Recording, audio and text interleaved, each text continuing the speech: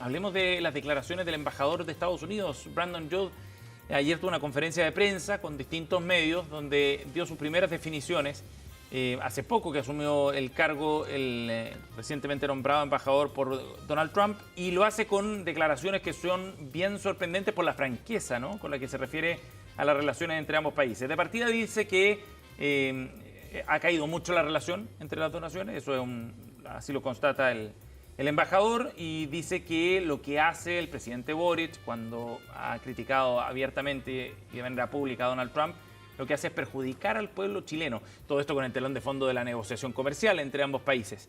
Juan Pablo, ¿cómo ves tú las declaraciones del embajador Judd? Bueno, lo primero son declaraciones atípicas para un embajador, ¿no? Que Sí, en un contexto diplomático, la intensidad de su declaración, hay que preguntarse cuál es el telón de fondo de aquello. Y yo creo que el telón de fondo de aquello tiene que ver con que el presidente Boric suele no cumplir bien su rol de jefe de Estado, ¿no?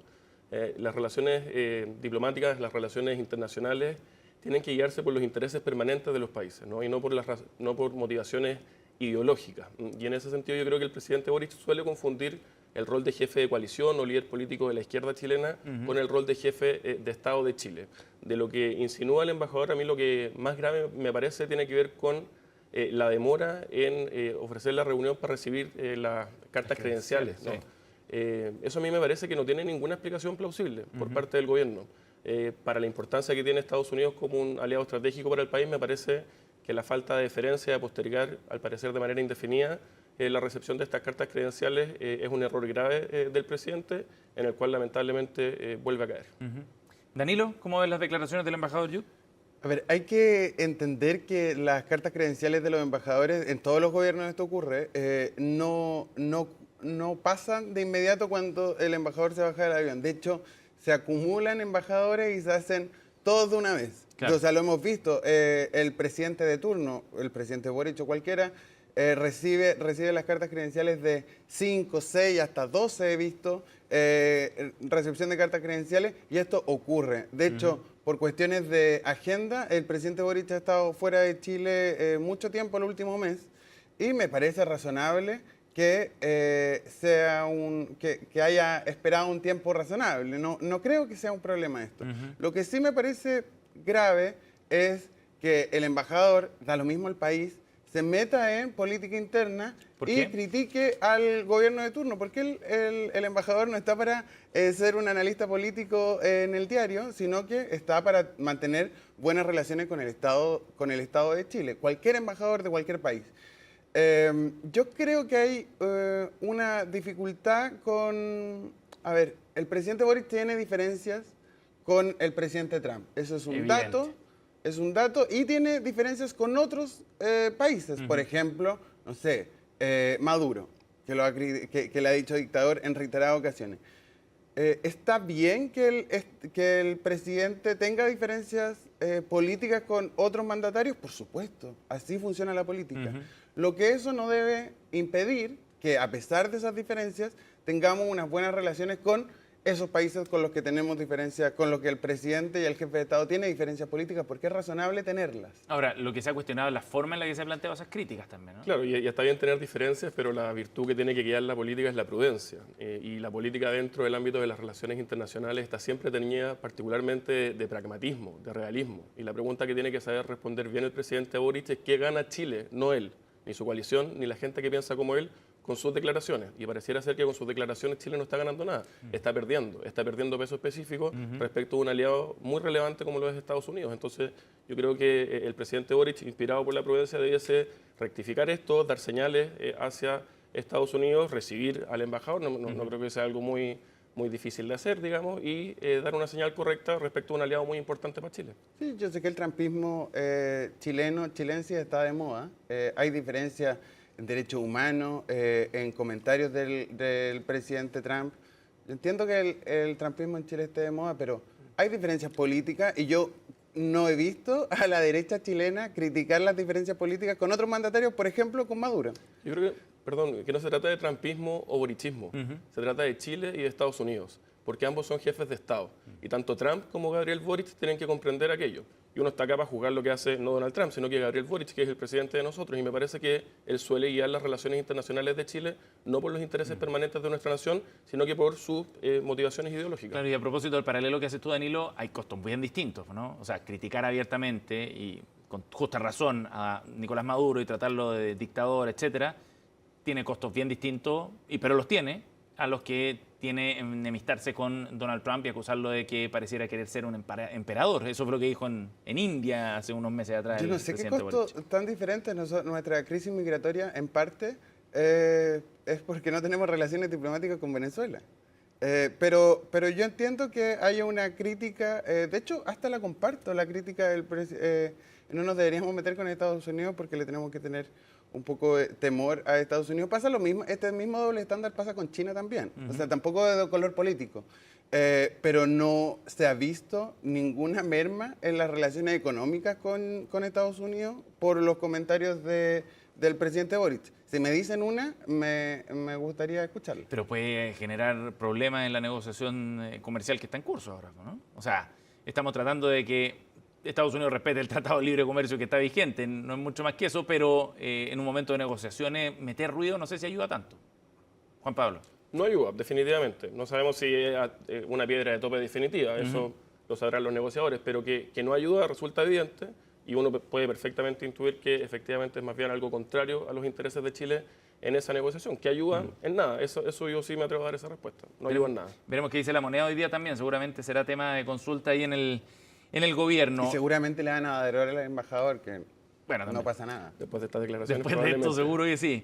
Bueno, vamos a otro tema para hablar de la carrera presidencial. Hay novedades ahí en el comando de Janet Jara en particular a propósito de la salida de Darío Quiroga, el coordinador de la candidatura de Janet Jara, los cuestionamientos que hizo hace un tiempo sobre Franco Parisi y sobre Sandra Parisi, su hermana, le pasaron la cuenta a Quiroga. Él en un comunicado que se publicaba decía que habían sido dichos en un contexto bien particular, con un tono más bien irónico, pero no ofensivo. Y de hecho entiendo que trató el tema con Sandra Parisi y le pidió disculpas también a Franco al respecto, pero no fue suficiente y finalmente tiene que salir por la petición que le hace Janet Jara.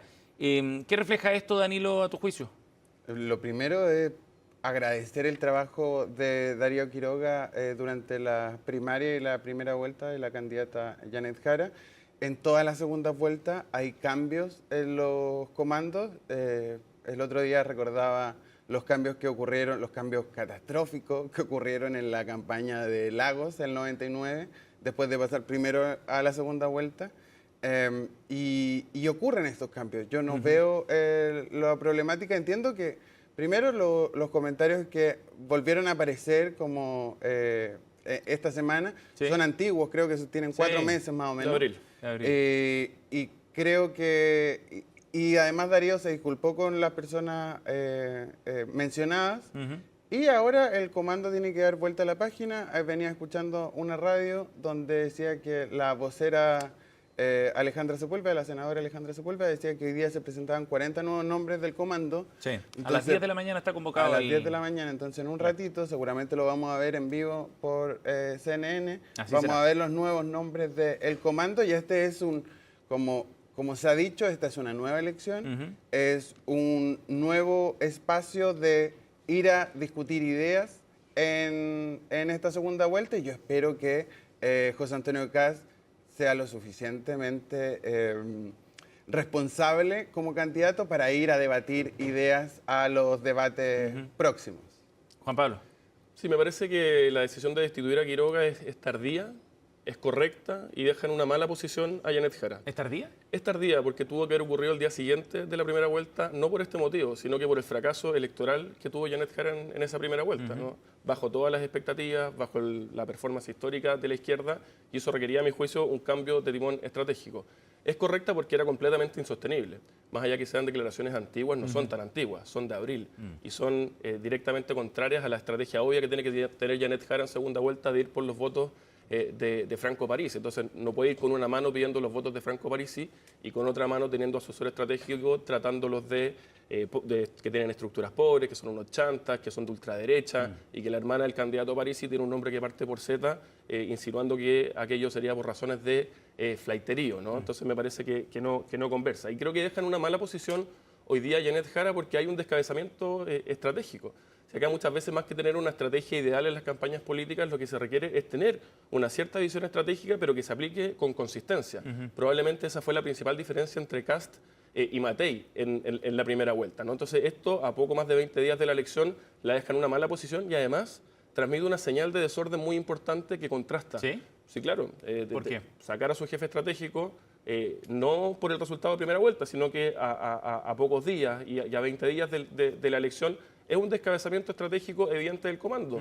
Y mientras Janet Jara va a tener que estar dando explicaciones de esto, probablemente por varios días más, José Antonio Kast, desde el día siguiente, tuvo el apoyo de Chile Vamos, logró formar una coalición electoral detrás de él, que están prácticamente todas las fuerzas del rechazo. Ahora, Juan Pablo, de todas maneras, Danilo tiene razón en que efectivamente en la segunda vuelta siempre viene un reordenamiento de sus fuerzas, se refresca el equipo también. Claro, pero una cosa es un reforzamiento planificado, pensado, que uno podía intuir un cierto resultado en primera vuelta y luego para una segunda vuelta venía un cambio de mano, y otra es un cambio de timón estratégico producto de una presión mediática, social, respecto a algo. Yo insisto en el punto que ahí hay un contraste grande con la campaña de José Antonio Kast, que así como en primera vuelta, sigue con su libreto estratégico. Está en Arica, que le fue muy bien a Parisi, estuvo en la Araucanía, tiene una coalición electoral muy amplia detrás de él, está insinuando alianzas internacionales con Milei, con Meloni, con el presidente de Paraguay. Me parece que los contrastes de estadio, por así decirlo, de la campaña son muy evidentes y son una mala noticia para la candidata del oficialismo. La demora de 4 días, la demora de 4 días, porque esos son 4 días. O sea, en 13 minutos se van a solucionar todos tus fantasmas sobre el equipo del comando de Janet Jara para esta nueva etapa. No creo que haya ningún problema ni ningún atraso realmente. Pero a mí lo que más me preocupa es que nos estemos discutiendo estas cosas y no estemos discutiendo las ideas de la campaña. O sea, este domingo hay un debate en el canal Mega a la que la candidata Jara va a asistir. Yo espero que el candidato Kast también asista. Ha Dijo dicho que no se había comprometido a asistir, que él estaba comprometido con Anatel y con Archie. Eso yo espero que asista. Yo no sé, yo igual le quiero dar un dato a los canales de televisión. Si quieren que asista José Antonio Kast, que le pongan un vidrio antibala en el escenario, quizás así logra asistir el candidato José Antonio Kast. Oye, pero de todas maneras, José Antonio Kast decía que él, bueno, iba a seleccionar efectivamente aquellos espacios que le habían escrito y, en fin, para invitarlo a Mega, pero que él no había confirmado, no es que se estuviera bajando, ese era su punto. Y segundo, claro, él tiene menos incentivo a asistir a debates también, ¿no? Desde el punto de vista estratégico de la campaña, ¿o no? O sea, la estrategia la definen los candidatos. Él tiene la libertad de ir o no a los debates. Esa la libertad la tienen los candidatos. Lo que no es necesario, o sea, lo que necesita la ciudadanía es que el candidato Kast responda las preguntas que se le han hecho, que periodistas le han hecho, que la candidata le ha hecho, que todavía no puede responder. ¿De dónde van a sacar los 6.000 millones de dólares que quieren reducir? No nos han dicho absolutamente nada, absolutamente nada. ¿De dónde van a sacar los aviones imaginarios para sacar a migrantes? ¿Y dónde van a y en qué aeropuertos imaginarios van a aterrizar esos aviones? No nos han dicho. No nos han dado explicaciones de por qué Quirós, un promotor de la colusión de los pollos y los medicamentos, sigue en su comando.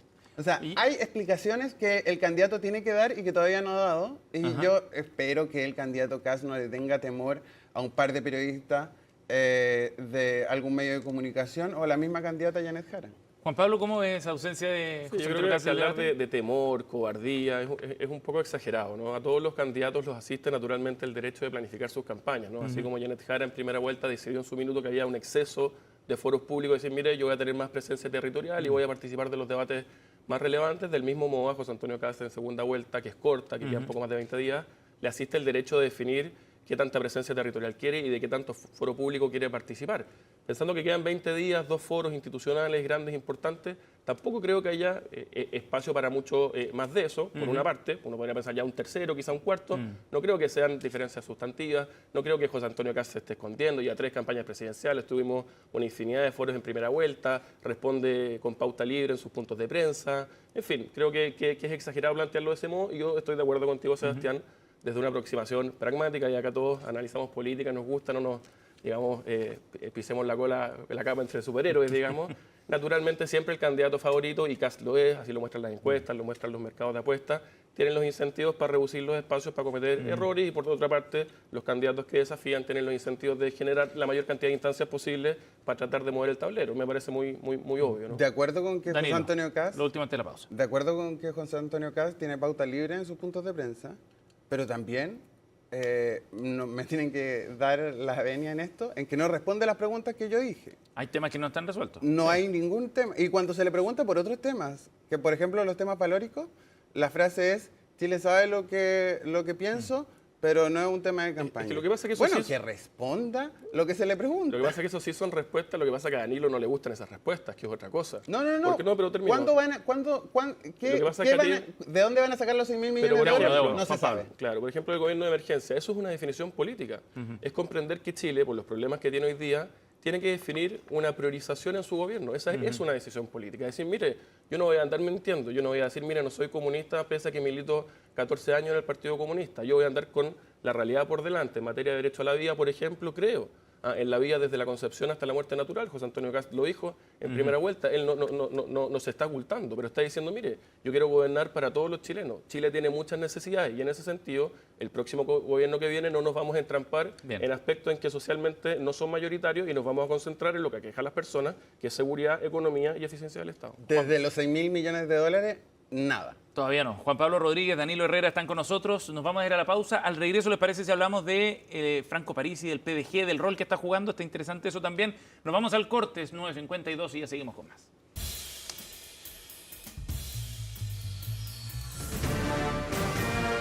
CNN Chile Radio.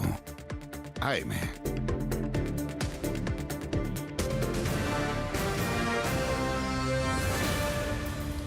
Ya estamos de vuelta, seguimos en Voces del Poder, 9:54. Juan Pablo Rodríguez y Danilo Herrera están con nosotros a esta hora de la mañana. Y antes de ir a la pausa les planteaba el tema que queríamos abordar también, que tiene que ver con el rol que está jugando Franco Parisi, el Partido de la Gente, también en este escenario de balotaje. ¿Cómo ves tú eso, Danilo? ¿Qué desafío le plantea a la candidatura de Janet Jara y a José Antonio Kast, entendiendo que tienen que ir a buscar a parte de ese electorado? Hay un espacio de crecimiento de ambas candidaturas sobre el electorado de Parisi en primera vuelta. Va a haber, supongo, distintas estrategias al respecto de cómo ir a buscar ese electorado. Yo creo que más que a Parisi propiamente tal, hay que ir a buscar a ese electorado. Y tiene sentido. De hecho, por ejemplo, el candidato presidencial, el ex candidato presidencial Franco Parisi, hizo la invitación abierta a su programa de streaming. Y entiendo que la candidata Janet Jara va a asistir. Creo que José Kast todavía no confirma.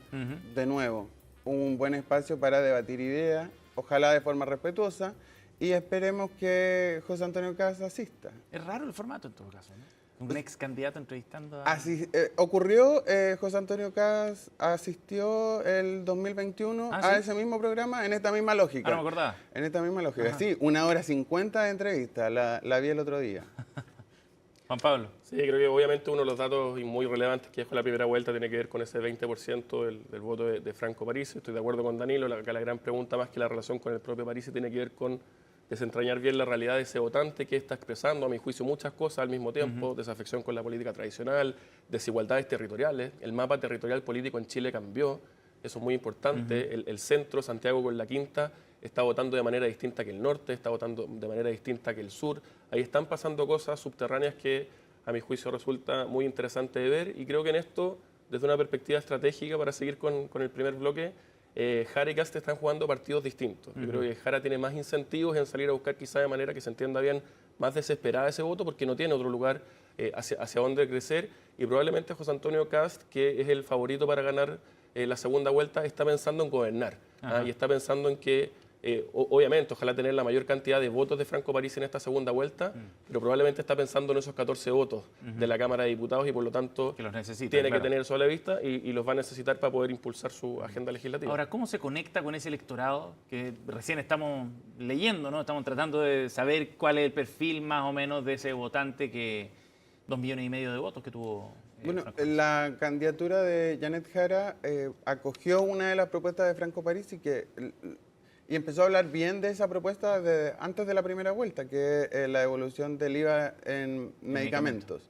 Y es una propuesta que ahora la toma como propia la candidata Janet Jara y creo que eso puede ser al menos un guiño a ese electorado. También es verdad que hay diferentes, porque, no sé, explicar el electorado de Franco Parisi o el electorado del PDG en una frase no cabe. Pero al mismo tiempo yo tendría cuidado con hacer la suma matemática de los votos de Kast, Matei y Kaiser en primera vuelta, porque el electorado no vota necesariamente ideológico. Entonces, puede estar votando por otras razones que terminen votando Kaiser Jara, porque esto de izquierda y derecha no tiene demasiado sentido para ellos y ellos no lo ven como un problema, como quizás lo vemos nosotros. Juan Pablo, ¿qué dices tú sobre eso? A mí me parece que lo que está expresando en parte hay que analizarlo, ¿no? Ese electorado tiene que ver con lo que se ha denominado la nueva cuestión social chilena. Ya. Así como a inicios del siglo XX se hablaba de la cuestión social, digamos, por las condiciones de carencia del movimiento, de los grupos obreros, digamos, hoy día el estancamiento económico desde el 2010-2014, la inmigración descontrolada, esa situación que en su minuto conectó también con el estallido, habla de sectores medios, sectores emergentes que tenían la promesa de un Chile que había superado la pobreza, que estaba avanzando y que pareciera ser quedaron atrás en aquello, ¿no? Y ven que la política tradicional a esas inquietudes, a esos anhelos no le está dando respuesta. Y buscan personas fuera de esa política tradicional y creo yo que eso expresa la votación desde el 2013 de Parisi, que ha ido creciendo y creo que tiene que ser un llamado de alerta a la democracia chilena, a la política tradicional, de que si no se hace cargo de esos anhelos ciudadanos de manera institucional, de manera seria, de manera responsable, probablemente exista una pulsión antipolítica muy relevante y que quizá siga creciendo. Creo que eso es lo que tienen que tener en alerta, digamos, a la política chilena. Ahora, eso nos lleva a proyectar también el rol que va a jugar el PDG en el Congreso después, ¿no? ¿Cómo ves tú eso, Daniel? Yo creo que, bueno, por las mayorías que se están dando, que se van a dar desde el 11 de marzo en adelante, yo tendría cuidado con la bancada del PDG porque el gobierno que suma no le hace falta todo el PDG, sino que una parte. Y puede ser complicado para el PDG y esos 14 diputados resistir la tentación de una negociación uno por uno, el pirquineo que se le llama en el Congreso. Deberían tener la capacidad, espero, supongo, por el bien de ellos, que tengan la capacidad de organizarse los 14, trabajar como bloque los 14, porque si les llegan a hacer el pirquineo y les roban 2 o 3 votitos, podrían no necesitar al resto, por ejemplo. Sí, yo creo que obviamente el PDG en la Cámara de Diputados y demócratas en el Senado van a tener un rol pivotal muy evidente y muy necesario para quien sea que ejerza la presidencia de la República. Sí. Yo estando de acuerdo que se pueden dar dos fenómenos, que negocien en bloque o este famoso pirquineo, porque la actual oposición requeriría 3 votos más, no necesita los 14 para aprobar proyectos de ley. Yo creo que lo más relevante va a tener que ver con cuál es la agenda legislativa al final del día. Porque yo intuyo que si es que José Antonio Kast es presidente y él cumple su promesa de hacer un gobierno de emergencia que se centre en aspectos de seguridad, inmigración, eficiencia estatal, yo intuyo que la gran parte de la bancada del PDG está muy alineada con aquello. Y probablemente van a estar obligados a aprobar esos proyectos porque están de acuerdo, por una parte, y por otro lado porque probablemente sean muy populares. Entonces, yo creo que hay que tener conversaciones institucionales con ese mundo, qué duda cabe, pero tanto más importante que aquello, tiene que ver con que el próximo gobierno tenga la popularidad suficiente en sus medidas legislativas que genere la presión a ese mundo para aprobar los proyectos que correspondan. Yo ahí pondría un pequeño detalle. Yo no sé qué tan popular va a ser el recorte fiscal, como no sabemos cuál va a ser el recorte fiscal de José Antonio Kast. ¿Qué se va a recortar? Si se elimina la gratuidad, si se elimina los médicos especialistas del presupuesto de hospitales públicos, no sabemos si se va a eliminar cualquier otro, si van a bajar las pensiones, si va a bajar la PGU o si van a eliminar el préstamo al Estado y por ende van a bajar las pensiones también. Yo pondría un asterisco de duda ahí si van a ser tan populares las medidas de disminución de gasto fiscal / disminución de derechos en un posible futuro gobierno de José Kast. Oye, lo último, antes que se nos vaya el tiempo, hablemos de la situación en la que está el diputado Cristian Araya, de Republicano. Esta semana se conoció un antecedente bien importante en un reportaje de CIPER, donde después de haber escuchado un audio tras la intervención de celular del conservador de bienes raíces, Sergio Llaver, se habría traspasado 1,7 millones de pesos a el diputado Cristian Araya. Eso es lo que se reveló en ese antecedente. Y Bío aporta otro dato, que hoy día el diputado es sujeto de interés en la investigación que se está llevando adelante en contra del ex ministro de la Corte de Apelaciones, Antonio Ulloa. Es una investigación que lleva la Fiscalía Regional de Valparaíso. Comentemos estos antecedentes, Juan Pablo. Sí, a mí me parece que los eventuales casos de corrupción frente a los líderes políticos, los partidos políticos, lo que es interesante analizar, porque nadie está inmune de aquello, es cuál es la reacción, cómo se reacciona. Eso, lo primero que me parece interesante es la reacción de José Antonio Kast, que a mí me parece realmente impecable. De hecho, yo pensaba que iba a ser menos intensa su reacción, dada la cercanía con el diputado Araya, con su hermana, que es su jefa de gabinete, digamos, y él fue muy claro en decir, mire, acá vamos a seguir lo que siempre hemos hecho, si es que hay una investigación judicial, lo vamos a apartar del partido, se va a suspender su militancia, la investigación tendrá que llegar a sus últimas consecuencias y acá no haremos defensas corporativas. Por una parte, me parece que la reacción del candidato republicano es la correcta. Y por otro lado, respecto de la acusación, creo que la investigación tiene que llegar a fondo, naturalmente, para saber la verdad, pero hasta el minuto, lo que se conoce, a mí me parece que la acusación es débil al día de hoy. ¿En qué sentido? En que las interceptaciones telefónicas de que dan cuenta de que un tercero, una persona, dice que le entregó plata para tal o cual cosa. No hay una interceptación al propio diputado Araya. No está claro para qué habría sido esa entrega y lo que se insinúa sería para salvar al juez Ulloa en la Cámara de Diputados y el diputado Araya votó a favor de destituirlo. Por lo tanto, no conversa mucho la acusación con cómo terminó votando el diputado Araya. Por lo tanto, hay que investigar, pero hasta el minuto me parece que es una acusación débil y que José Antonio Kast actuó de manera correcta. Lo que no me queda claro todavía Danilo. es que si el diputado del partido de José Kast ¿Por qué dice José ya Kast? dice, No, José porque Antonio. es su nombre. Pero su papá le pusieron José Antonio, él se presenta como José Antonio. Hay algo como de... Yo no sé, yo me llamo Danilo, pero mis papás me pusieron Danilo Andrés, pero sí, prefiero él que me dice que digan Danilo. prefiere que le llamen Bueno, José Antonio. ¿Lo ha dicho? Yo no Sí, recuerdo eso. así le pusieron los Jack papás. le podemos decir también. Así se Sí, presenta. hola, sí. Hack. No, pero ¿en qué estaba? Perdón. El diputado del partido de José Kast todavía no niega que le depositaron 1.7 millones de pesos. Yo no me he Dijo enterado. que los antecedentes eran falsos, eso dijo en... Pero no en ha su negado de que le pagaron 1.7 millones. No sabemos con qué fin. Si es votar, si es tener conversaciones, si es ser lobista en su bancada. No sabemos para qué le pagaron ese 1.7 millones para tener alguna influencia. No necesariamente el voto, alguna declaración, quizás votar en contra, pero cuando sacaron la cuenta y dijeron esto se pierde igual, vamos a votar a favor porque no nos queremos ganar ningún costo. O sea, hay algo que investigar ahí.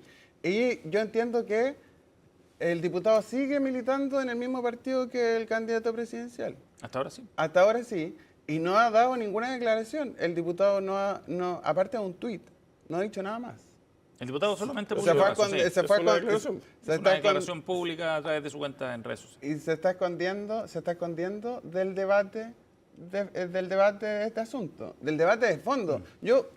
Si tú tuvieses aquí al diputado republicano, muy cercano al candidato José Kast, ¿tú qué le preguntarías? ¿Usted recibió 1.7 millones? Sí, claro. No ha dado ese espacio. Bueno, pero el él dice, diputado. quiero afirmar que las imputaciones que hace el artículo son falsas, dice, consignar que no existe ninguna investigación en mi contra, no ha sido notificado ninguna medida o acción judicial a este respecto. Pero Que básicamente abra la dice que la que imputación es que falsa. nos muestre su cuenta corriente. Dice que es falso, o sea, Es una falso, declaración dice. meridianamente Sí. clara. Otra cosa será si está diciendo la verdad o no, pero sus declaraciones son contundentes. Dice que las Hay que ver lo imputaciones que son dice la falsas. investigación después, efectivamente. Juan Pablo Rodríguez y Danilo Herrera con la interesante conversación de esta mañana aquí en Voces del Poder. Gracias, Danilo. Nos vemos. Gracias, Juan Pablo. Buen Muchas fin de semana para gracias. los dos.